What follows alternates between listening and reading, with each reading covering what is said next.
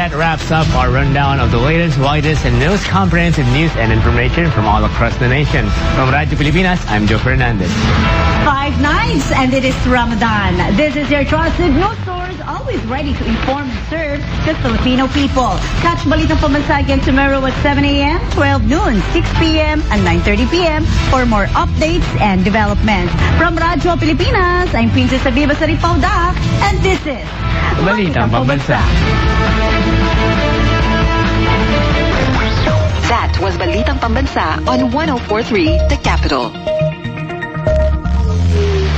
104.3 FM2 The Capital. This is DWFT 104.3 The Capital, now signing off. Ladies and gentlemen, the Philippine National Anthem.